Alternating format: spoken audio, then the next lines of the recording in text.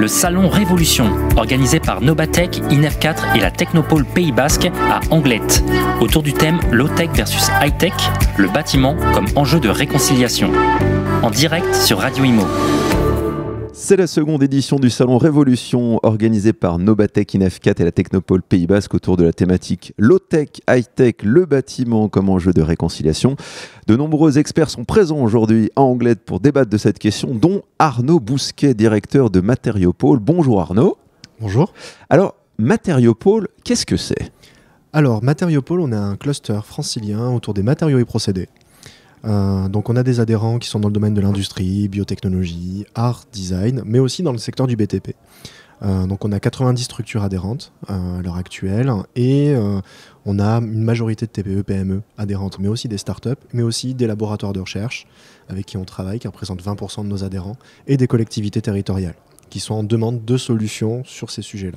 Alors, quelles sont les principales missions de Matériopole ? C'est penser l'avenir du bâtiment avec toutes ces personnes ? Alors, c'est pas forcément penser l'avenir du bâtiment, c'est penser et anticiper la question des filières matériaux et procédés. En France, on a une approche qui est assez centrée sur une matière ou un secteur, typiquement le secteur du numérique, comment on structure une filière là-dessus, la filière du BTP qu'on va aborder. Mais la question de la matière dans son ensemble, elle est assez peu abordée. Il y a un pôle de compétitivité qui s'appelle Materalia qui fait ce travail-là sur toutes les matières. Et nous, en Ile-de-France, on fait ce travail-là. Pourquoi ? Parce que les matériaux du BTP, ils ne sont pas utilisés que dans le BTP. Les matériaux de l'industrie ne sont pas utilisés que dans l'industrie, ils sont utilisés dans l'art, le design, mais aussi dans les BTP.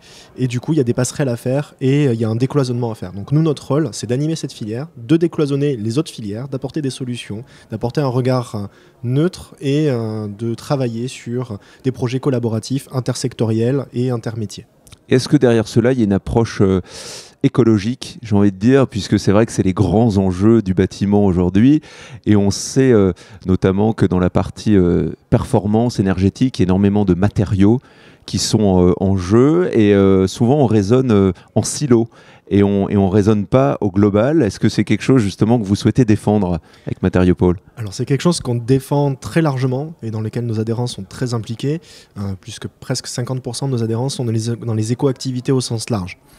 Et dans le bâtiment, c'est quasiment la totalité de nos adhérents qui sont dans l'éco-bâtiment, dans les éco-matériaux, dans l'éco-construction, à l'échelle d'un bâtiment. Donc ça, c'est une vraie problématique et c'est un vrai sujet d'appétence de nos structures adhérentes. Donc on monte des projets de recherche là-dessus. On a lancé une thèse sur l'économie circulaire et appliquée à la commande publique, notamment dans le cadre du bâtiment. J'avais une question par rapport, justement, aujourd'hui, quand on parle du bâtiment, on est de plus en plus dans la recherche de performance énergétique, mais il y a aussi le confort de l'habitant, et parfois les deux ne sont pas forcément associés. Est-ce qu'on peut concilier, du point de vue d'un bâtiment, on recherche sa performance énergétique, tout en faisant attention au confort de l'habitant, puisqu'on voit parfois ce qui s'est passé pendant la canicule qu'on a connue au mois de juin, des bâtiments trop bien isolés, trop étanches, viennent des caissons où il fait une chaleur incroyable, et donc on n'a plus le confort de l'habitant. On fait comment pour concilier ces deux choses, confort et performance énergétique ? Alors, à l'échelle du bâtiment, c'est toujours complexe. Ouais. C'est toujours un sujet qui est complexe, déjà parce qu'il n'y a pas deux bâtiments identiques, qui n'ont pas les mêmes matériaux, ils ont en général pas les mêmes matériaux. En général, et le plus souvent, ils ne sont pas sur la même parcelle, on n'empile pas les bâtiments, donc ils n'ont pas la même exposition, ils n'ont pas les mêmes normes constructives, ils n'ont pas été construits au même moment, avec les mêmes matériaux, avec les mêmes normes, avec les mêmes méthodes de pose, etc. etc. Du coup, c'est toujours une question qui est difficile à répondre parce que on a un historique et on est très local au final. On est toujours dans des approches locales. C'est toujours complexe d'allier confort et performance. D'une part parce que les usagers, les pratiques du bâtiment ne sont pas celles qui sont forcément modélisées en conception. On l'a vu sur les bâtiments qui étaient complètement étanches où au final il y avait des effets de cage à lapin et les gens avaient besoin d'ouvrir les fenêtres même si ça n'y avait pas de sens d'un point de vue énergétique, il ne fallait pas les ouvrir. Et du coup, ils les ouvraient et du coup, ça augmentait la consommation énergétique. C'est ce qui s'est passé en Suède. Ils en sont revenus de ces constructions-là parce que en fait, ça baissait la performance du bâtiment pour regagner du confort. Donc, il y a toujours cet enjeu confort, performance. Et au final, on est parfois mieux dans un bâtiment qui est peu performant énergétique que l'inverse. Et alors, est-ce qu'il ne faudrait pas, en parlant de performance énergétique, plutôt penser ça en amont, c'est-à-dire au moment de la conception, puisque aujourd'hui, on est un peu dans une tendance de standardisation de la performance énergétique, dans le sens où on applique, quel que soit le lieu, le type de bâtiment, les mêmes procédés, alors qu'il faudrait peut-être, en amont, se dire, tiens, quelles sont les particularités du bâtiment ? Où il se situe, qu'est-ce que vont en faire les gens, quels vont être les usages, et est-ce que le problème finalement aujourd'hui de la performance énergétique, c'est pas sa standardisation finale? Alors, c'est un des problèmes. Les archis se posent ces questions-là en conception. Ils se font accompagner par différents bureaux d'études, thermiques, structures ou autres, pour justement apporter la meilleure réponse possible aux particularismes locaux. Donc ils travaillent dessus. Et il faut continuer à les accompagner, à leur donner les moyens de connaître les nouveaux matériaux, les nouvelles techniques, parce que c'est un enjeu de filière, c'est un enjeu aussi de réponse aux besoins justement sur la performance énergétique, pour éviter justement cette standardisation qui a tendance à se faire par les majors du TP.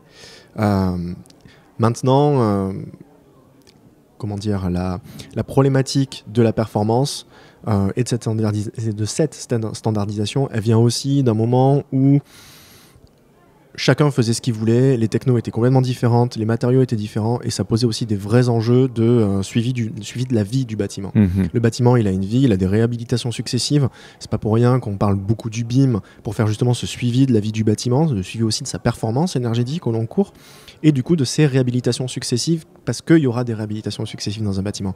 Les bâtiments, ils vivent, ils changent d'usage. Globalement, quel bâtiment n'a jamais changé d'usage en dehors des pyramides ? Oui, c'est pas faux, vous avez tout à fait raison.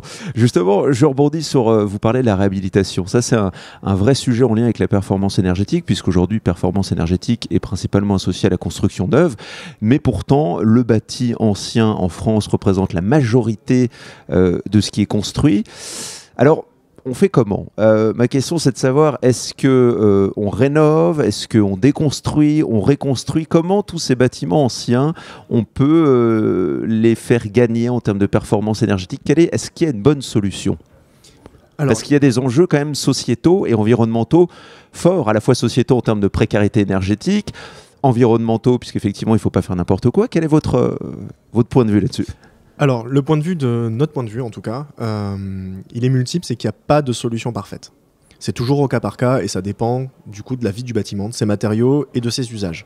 Il faut toujours se poser cette question-là. Avant de réhabiliter, c'est quelle est ma consommation et qu'est-ce que je vais faire ? Il faut faire différents scénarios. Nous, on travaille avec le CERIB et avec d'autres acteurs sur le quartier des navigateurs Choisy-Orly.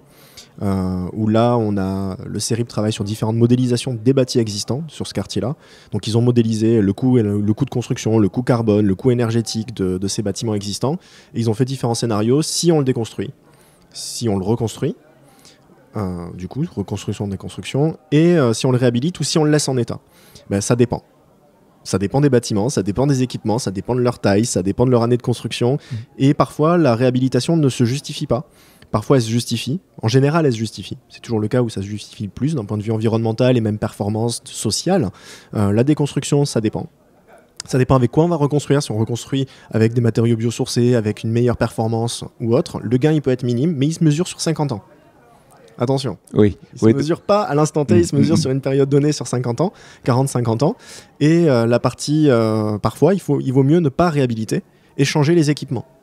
Ça, c'est à l'intérieur des unités de logement ou des unités de commerce ou de bureaux.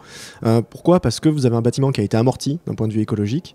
Les questions de confort thermique, on peut les retrouver avec d'autres équipements qui apportent de l'inertie, avec des poêles bois, avec d'autres solutions qui peuvent être intéressantes. Mais surtout, il ne faut pas toucher la structure parce que les coûts de déconstruction sont trop élevés. Ce qui fait que ça n'a aucun sens économique et environnemental. Il y a un cas, c'est par exemple les frigos dans le 13e, qui est l'ancien frigo des 13e en fait, bâtiment industriel de fabrication de glace et frigorifique, de stock.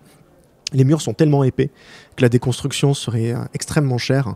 Il vaut mieux, et c'est ce que fait la mairie de Paris qui appartient au bâtiment, il vaut mieux le laisser en état, baisser les loyers et du coup permettre aux gens de se chauffer.